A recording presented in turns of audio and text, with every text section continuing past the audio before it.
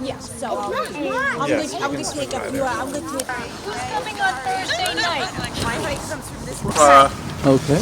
Because if not, is everyone introduced? This is Dr. Dave Weed from the Solms Heritage Group, and will introduce. Do you want to do a picture first and then go? This is all on video. And, Oh, we're on video. Yeah, you're already on. Oh, okay. Still image. So yeah, and we'll take whatever still pictures we can get here. But I just wanted to briefly thank the church for participating in this project. I've got more brochures in the car, but I'll pass these around. I didn't expect such a big group. I've got plenty.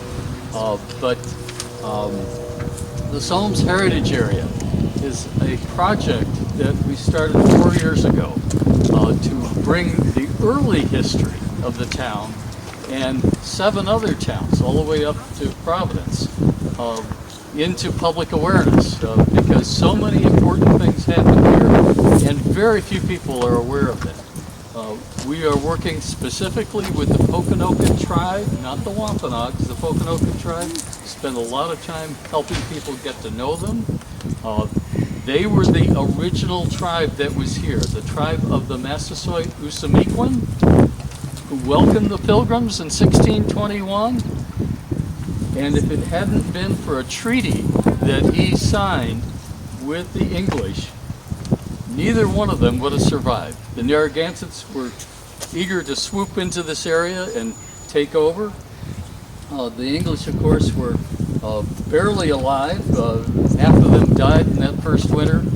But by spring, when they signed that treaty, they knew that both of their survivals depended on each other. And it opened a period of over 50 years of cooperation. And that's something you don't hear about. That's not what they tell you when you go to Plymouth. And it's that cooperation that lasted that period of time that allowed the English to not only survive but thrive. And thrive they did. And unfortunately, that meant that they acquired more and more land, and the population of the Pokanokets began diminishing, so that by 1675 there were only 700 of the tribe left here on this peninsula, their only land. They had sold off everything north and east of here. So, fearing that they were going to lose their culture totally,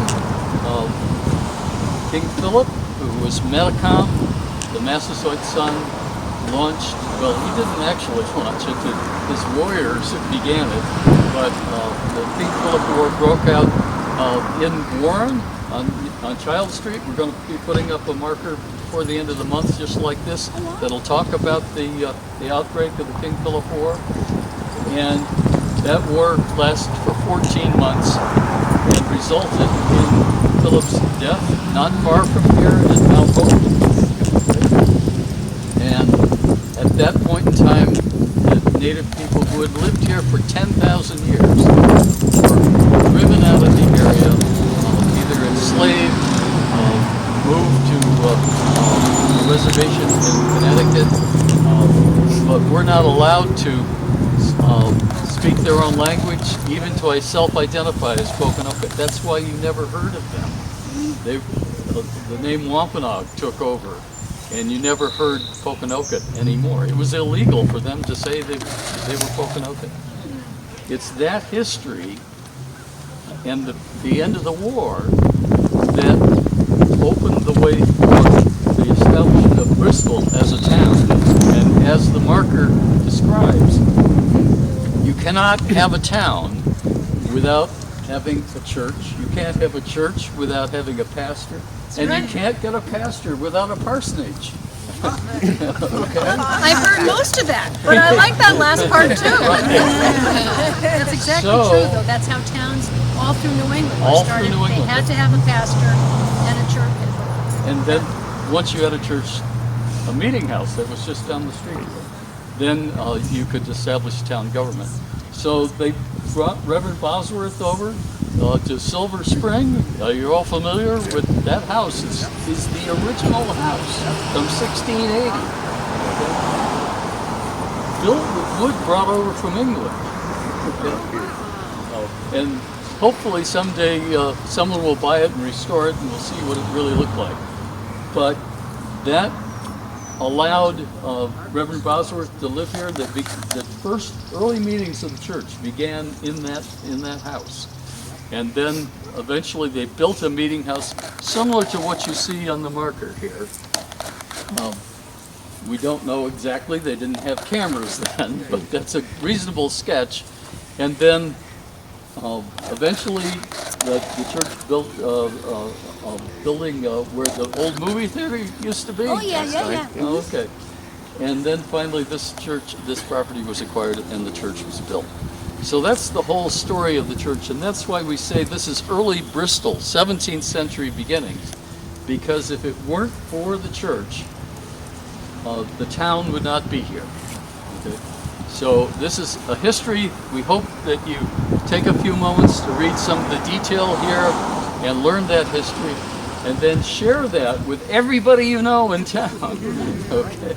This is something that every Bristolian should know about, and we hope that the marker and the witness that you all can give about that early history can be told over and over again. If you want to know more, there's a very robust website, the SolmesHeritageArea.org website. It'll be on the brochures I'll hand out to you in a minute.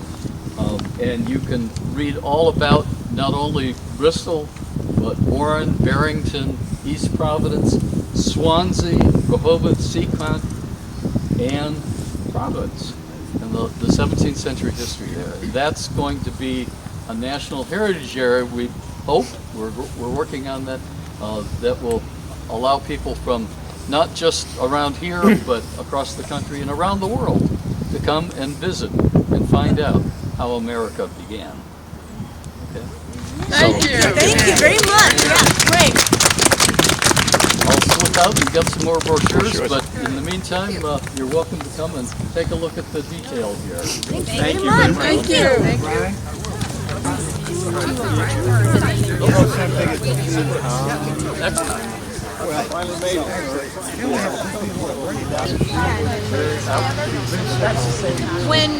When Ann Hutchinson was the first woman to be ordained in the entire world. We're certainly not doing it in Europe, as far as we are aware. So I guess you know it pretty well. Yeah. So.